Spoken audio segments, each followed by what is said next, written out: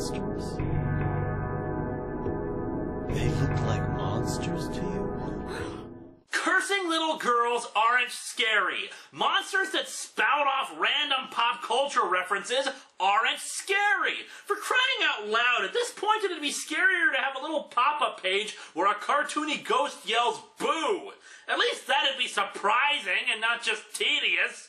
Silent Hill is about quiet, claustrophobic horror, accented by music and sounds intended to cause tension and fear. When you start hearing things like the radio emitting static to indicate a nearby monster, or footfalls, or just random creepy noises, the sound has a purpose. And here we have that illustrated again as Lenora monologues to Connie about the nature of demons. It isn't scary or creepy. Silent Hill. The place is called Silent Hill. Why does nothing in this comic just shut up, Scott Ensign? Why is nothing silent? Why do you think having vague background silhouettes saying, "You talking to me?" or "Life is cabaret" is something that we should be haunted by? Oh wait, someone is quiet. Connie, for Lenora has taken away her voice because she says that one word from her would be all it takes to get her to leave Ken alone, but as a demon, she says it's her job to offer a person their wish and to then screw them over at the last second.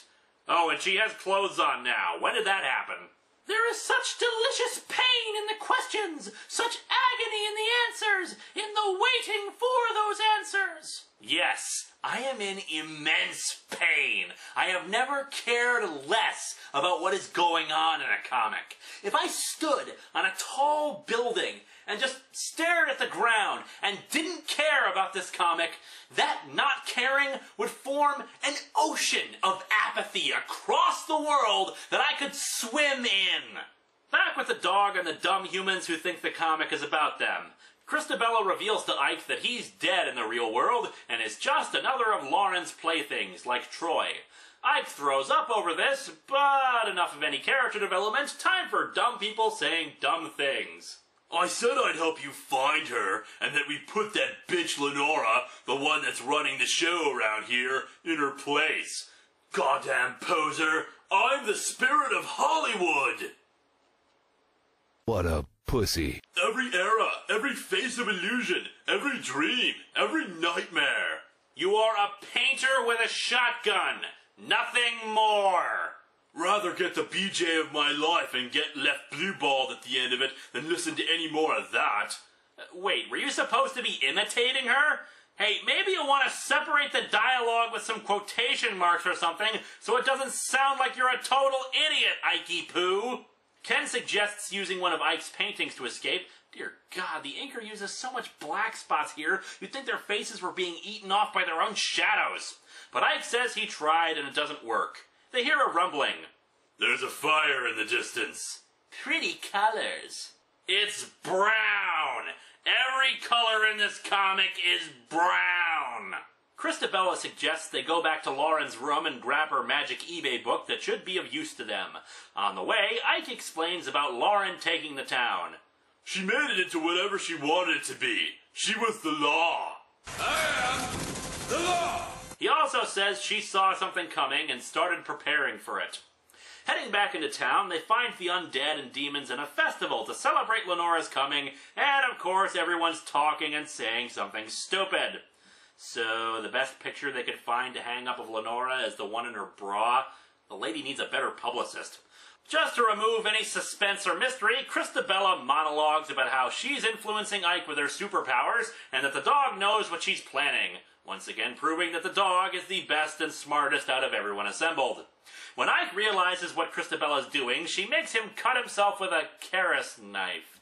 Apparently it's a soul-stealing knife. They are seriously making this crap up as they go along. That attracts the demons, and Ken picks up Ike's Uzi to shoot them away. As a result of this, his hair starts turning white like the vision Lenora showed him. Why? Why do bullets make your hair turn white? Hello? Has anyone seen the plot? I think it's gotten away from us. Lenora suddenly appears and rambles some more. Quit wasting my time. She talks about Ken's parents somehow being involved with Silent Hill, and it's Why he loved Ike's paintings. Oh dear God, is there a point to this? Back in the real world, an apparition of Ken with the axe kills the medical examiner and the cop. Aw, and they were such memorable characters too. Back in Silent Hill, Lenora shows him Connie and claims that her soul is elsewhere. Is this that empty vessel bullcrap? Was she actually serious when she said that she loved someone so much that she lost part of her soul? Because that would be so dumb that it might break me. Lenora says that she wants him to bring about a nightmare to all people living. Why? And that he has to kill someone in order for them to do that. Why? And as such, he must kill one of the three with him. The dog, Christabella, or Lenora. Or else, they'll all die! So ends issue 3. With nothing making any sense. What a change of pace. Issue 4 begins with Christabella saying she definitely won't be the one and tosses the magic knife at Lenora, stabbing her through the heart. Good throw. Nothing like that nice wet meat sound to let you know things are finally looking up. Somehow I doubt that. Lenora's still alive, but she's lost control of the town. The dog runs away, probably off to far more interesting stories than this one. Lenora says that the clock chiming has only been delayed and that he still needs to kill someone, and she says that it's gonna be Connie. Ken, probably as sick to death of this garbage as all of us, picks up a nearby axe and advances towards Lenora. Lenora says he can't kill her since she's the only one who can reunite Connie's soul and body. However, Ken instead smashes the clock face that was chiming. Wow! If I had any idea what was going on, I'm sure that would be very exciting! Lenora says it doesn't matter and that his fate is sealed anyway. In the real world, a witness is describing how she saw Ken kill the police detective. However, she's explaining it to a media person whom she decided to go to first instead of the police. Because! Oh, and to make it even better, it turns out the guy she's talking to is Watley. Your guess is as good as mine, people. Christabella is running around wondering who it is that's in charge of Lenora. Being alive. Feet hurt. Stupid cheap funeral shoes. Stupid dress. Old and smelly and sticky. Then why are you still wearing it? What is modesty to a demon? And you have superpowers now. Just conjure up a new one! Christabella is tricked by someone who looks like a little boy into coming to a building that taunts her for being so sick and evil, and that she was always evil and was born evil, which, again, contradicts everything that says she's a demon in the form of a child. And she wasn't evil in that flashback from dying inside, so this is just padding. Oh, and the little boy turns out to be Troy in disguise. I guess everybody can change how they look now. Ken makes his way back to Christabella's house and the book, but is intercepted by the image of his dead girlfriend, still with an axe in her head. Back with Troy and Christabella, we see him smacking the ass of a nurse demon. Ugh. And Christabella is unable to use her powers for some reason, saying that Lenora did something to her and set her up. Well, thanks for that scene of padding, comic. It was vitally important to show us that Troy is still an asshole even in death. Over to Lenora, who's found the dog. She tries to kill it to limit Ken's choices. How exactly is she going to make him kill anyone? But the dog, being the best character, pisses on her leg and steals the magic knife, running off. Flipping the page to Ken again, all of his victims in the real world taunt him, saying that he's a murderer and that everything he's seeing is a delusion he made up since he can't cope with his own insanity. Like that could ever happen. Okay, what the hell? What's up, you fucking murderous waste of trash? Okay, this isn't happening. You're not really there. I know you're not really there. No, of course not. Why would I be in the same room with a murderous piece of shit like you? Back credit card. Okay, that was just immature. A back credit card! I'll kill you! I'll kill you all! Ken summons the axe with, wizards, I don't know, and uses it to break down the chains on Lauren's door. He finds the Nietzsche book from the image Lenora showed, but it's just a book jacket covering up her magic book. And then Ken's dad shows up. He's a demonic aviator pilot. Moving on, Troy is about to start torturing Christabella for killing him, who in turn reminds him how he was much more noble when he sacrificed his life for Lynn. Yeah, Lynn was smart enough to stay out of this junk, methinks. Troy says that he's changed, that the same thing that happened to Christabella when The woman in the room tried to take pity on you. Oh, yeah, the woman in the room, that apparent plot point from dying inside that amounted to nothing. According to a Silent Hill wiki, it was supposed to be Alessa from the first game, but that would make even less sense than anything else. You mean you honestly don't know what you are? How you came back? How she got to your sister Lauren because of you in the first place? And why? It's a little late to be introducing backstory, comic. However, before any actual revelations can occur, Connie suddenly shows up saying, "The empty vessel has been filled." Cut to Lenora, who's with Whatley, who apparently has just appeared out of nowhere.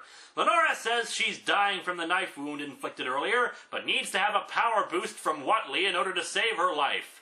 However, Whatley refuses, since access to such a power would give her power over every version of Whatley ever to exist in history and to come. I'm just going along with this crap now. However, there's another reason why he won't give that power to her. For in fact, Lenora is actually Lauren!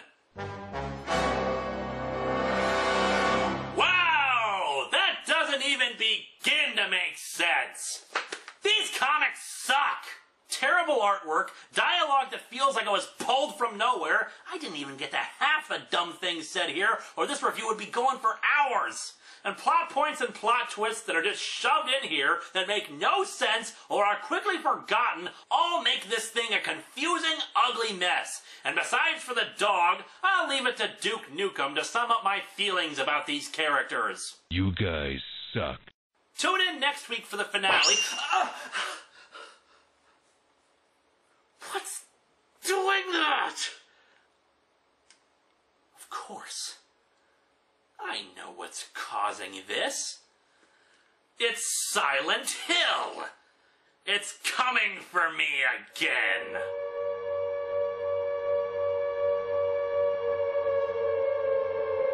Oh, no you don't. Oh, no you don't.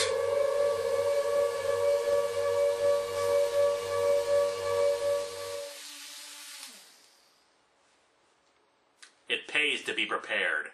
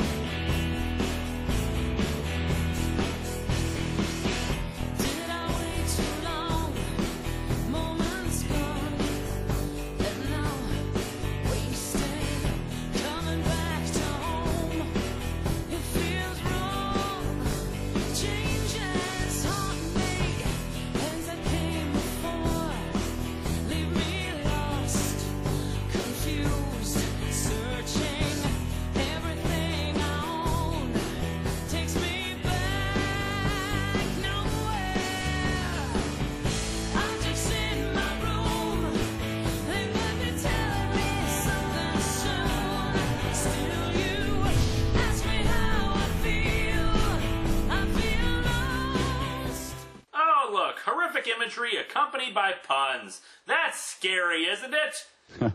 No, it isn't. I had a